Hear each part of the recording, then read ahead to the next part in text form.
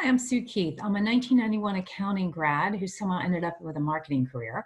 I'm currently a managing partner at Cirrus Talent, which is a recruiting firm in the DC area that specializes exclusively in marketing and communications positions. Today, I'm going to be talking about why your LinkedIn profile matters. So what we'll be talking about today are a few things, including consistency between your LinkedIn profile and your resume, applying for a job on LinkedIn and some secret recruiter tips, direct sourcing by recruiters, something you may not know is happening, and then the importance of Googling yourself. But I'm going to stop here, and this quote is attributed to Kelly McLaughlin, who is a colleague of mine who's also on the marketing department's executive advisory council, and she said recently, all roads lead to LinkedIn, and that could not be truer.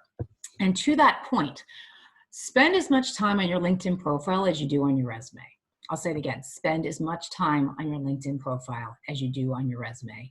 If you watch the other video about building an ideal LinkedIn profile, you heard me say that twice as well. It's because it's super important. And this video will talk about the why. So let's start with consistency between your LinkedIn profile and your resume. Really, really important. They do not need to be word for word. LinkedIn does give you the opportunity to get a little more creative with your background, the about section and other areas, but still, when I say creative, I still mean professional. So again, this does not need to be verbatim matched to your resume, but what does have to align are your titles, your job titles, timelines when you started and stopped a job, and the responsibilities. We see too many times where we're looking at a LinkedIn profile and a resume for the same person and they don't line up. And that just gives us, if not a red flag, let's call it a pink flag. For any given job, anyone, a recruiter or a higher in-house recruiting team posts on LinkedIn, Indeed, etc. Typically there are dozens of applicants. So that person who's managing that search needs to figure out a way to quickly cull down into a more manageable pile, if you will, virtual pile of resumes. So a pink flag around some inconsistencies between your resume and your LinkedIn profile is certainly something you want to avoid. Next up, you will likely be applying for a job on LinkedIn at some point in your career. This is a position we posted on LinkedIn. Actually, it's still live right now. So a search that we're doing for a government agency. In this case, you would click Easy Apply. You'd go through a whole process of filling out an application and uploading your resume. What we on the other, this is what we see on the other end. So almost every recruiting firm and every in-house recruiting team has a subscription to LinkedIn Recruiter. This is a platform that LinkedIn built specifically for recruiters that's kind of behind the scenes when someone applies and does a whole lot of other things in terms of managing searches. But what you'll see here is this is a search we posted, a job we posted on LinkedIn a couple months ago for website marketing manager for a global telecom company. When these 60 applied, we're looking at the new folks, the other 60 the remaining 11 we've already looked at. What we first see is simply names, pictures, and titles. This is pulling directly from your LinkedIn profile. So you filled out a whole application, you've submitted your excellent resume, but the first thing a recruiter or hiring manager is going to see is simply this. And to my point earlier, where we're looking for reasons to click ignore and cull down to list the number of applicants to a more manageable number, this is where we start. So again, your LinkedIn profile is super important. We haven't gotten to your resume yet. Now, if I click this suitcase right here next to new, that actually does get to resume, not this, but it does get you to the resume and we can go from there. But again, when we first see an application come in, we're just seeing the LinkedIn profile. Okay, another way that recruiters find candidates is by what we call direct sourcing. This means that we are actually searching on LinkedIn using a variety of keywords, job titles, locations, skill sets, etc. You'll see in the purple section here, there's all sorts of filters. And this is how we proactively look for candidates. So you've got the candidates who've applied proactively themselves for the job. And this is us looking for candidates on LinkedIn.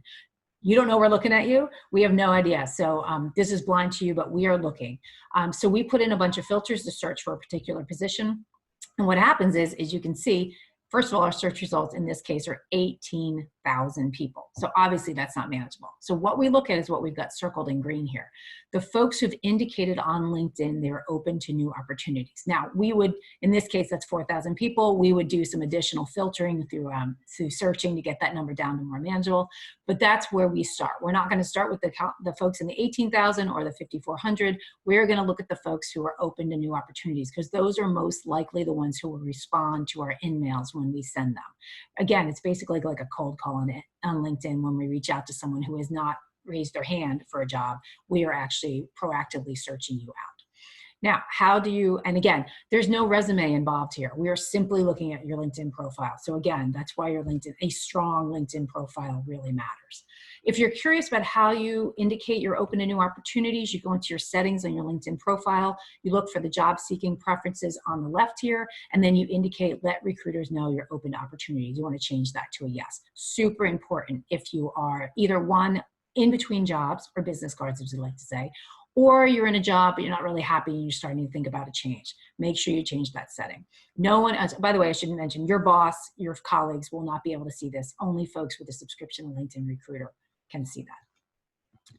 Finally, Google yourself. This is important on so many fronts, but with respect to why your LinkedIn profile is so important, it's because it will likely be the first search result when you Google your name. So a really strong LinkedIn profile is super important here. More broadly, Google yourself. You have probably heard that hiring managers and recruiters are Googling candidates. It is true. Not everyone, not every time, but assume it's going to happen. So if you have anything out there that is perhaps unprofessional, perhaps considered inappropriate, take it down, whether we're talking about words or pictures. Just 2 weeks ago, one of our top candidates, the VP was I guess, Googling him, and found a Twitter post that he had made that she was not really happy with. A couple of years ago, we had another candidate who was about to get a job offer. The CFO Googled her. I don't even think she met with him. I think he just looked at her resume as a potential candidate coming in the door. He found a picture he did not like, and that was the end of her job offer. Again, super, super subjective, but one person's inappropriate picture might be the next person's. No worries. But if you have anything out there that you think could be deemed potentially unprofessional by somebody who's making a decision about your candidacy, take it down. And that's it. And related videos, I think I mentioned earlier, I have another video talks about building your ideal LinkedIn profile. Again, you may have heard me say it, just as important as working on your resume. And then my colleague Kelly McLaughlin has a video on how to use LinkedIn for networking. So I thank you for your time, and I wish you the best of luck with your job search.